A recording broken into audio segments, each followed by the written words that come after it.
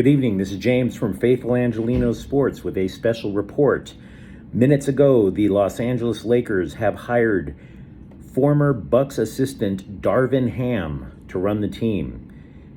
Darvin Ham will take over a Lakers team that finished 11th in the Western Conference last year at 33-49. Ham is 45. He's won a championship with the Bucks in 2018. He played in the NBA from 1996 to 2005, won a title as both a player and as an assistant coach. He won a title with the Detroit Pistons in 2004 and, of course, in 2018 as part of Mike Budenholzer's staff over in Milwaukee.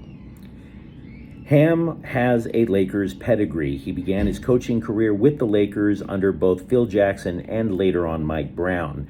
When he had his second interview with the Lakers earlier this week, they were allegedly, according to ESPN, impressed by his strong presence, which means basically that they believe his word will carry weight with LeBron James, Anthony Davis, and perhaps Russell Westbrook. And Budenholzer is known as an offensive innovator. If that rubs off on Ham, if you recall, they were asking prospective coaches, how could you possibly integrate Russell Westbrook into an offensive scheme that doesn't knock out LeBron James and Anthony Davis with the pick and roll? The Lakers were also allegedly impressed by his personal toughness, championship pedigree, and history of coaching star players.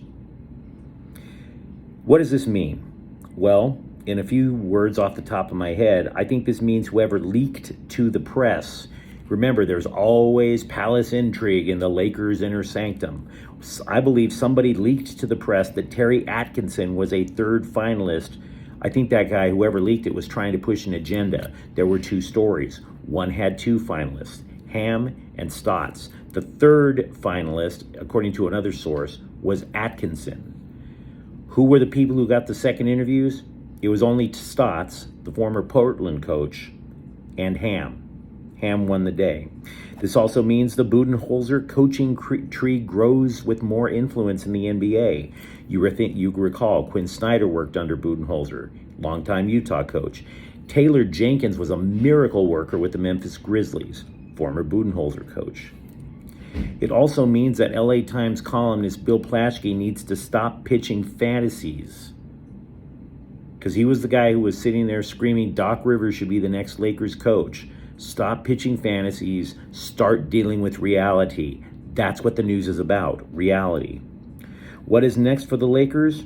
Well, they need a point guard, a shooting guard, and a power forward. Remember, LeBron James is not exactly either a point or a shooting guard, even though he handles the ball a lot.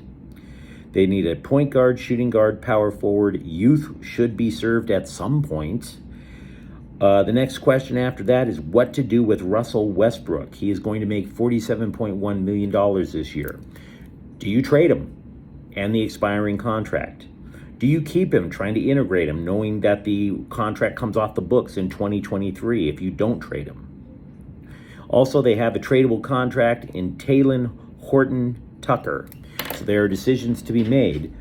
If you like today's broadcast, then by all means, like and subscribe to Faithful Angelenos. We'll be back tomorrow with a deeper dive into the Lakers' future. I'm James. Have a good night.